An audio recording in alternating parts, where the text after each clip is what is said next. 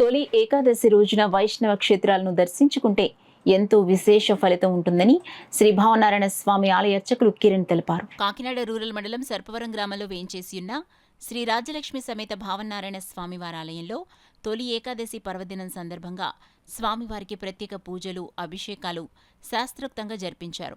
ఆలయ అర్చకులు స్వామివారికి పూజలు నిర్వహించి నైవేద్యాలు సమర్పించారు. తెల్లవారుజాము నుండి పెద్ద సంఖ్యలో భక్తులు తరలివచ్చి స్వామివారిని దర్శించి పూజలు చేశారు. ఆలయానికి విచ్చేసే భక్తులకు ఎలాంటి అసౌకర్యం కలగకుండా ఆలయ ఎగ్జిక్యూటివ్ ఆఫీసర్, ఆలయ కమిటీ అన్ని ఏర్పాట్లు చేశారు.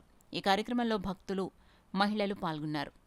ఆషాఢమాసము శుద్ధ ఏకాదశి, దాన్నే తొలి ఏకాదశి మహాపర్వదినం అంటారు.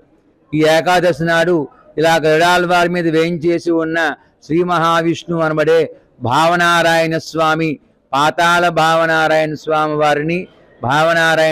వారిని దర్శనం చేసుకుంటే 108 క్షేత్రాల దర్శనాఫలం కన్నా అధికమైన ఫలితం వస్తుంది.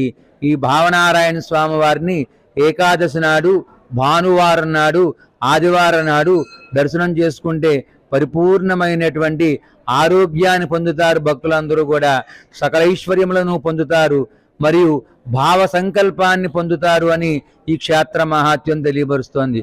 అందువలన ఈ క్షేత్రానికి ఈరోజు అనేక మంది భక్తులు వచ్చారు.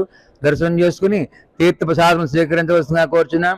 అదేవిధంగా సాయంత్రం కూడా స్వామివారికి విశేషంగా దశహారతులతో అర్చన జరుగుతుంది. దశహారతుల కాంతులతో స్వామివారిని సేవించుకోవాలని కోరుచున్నాం.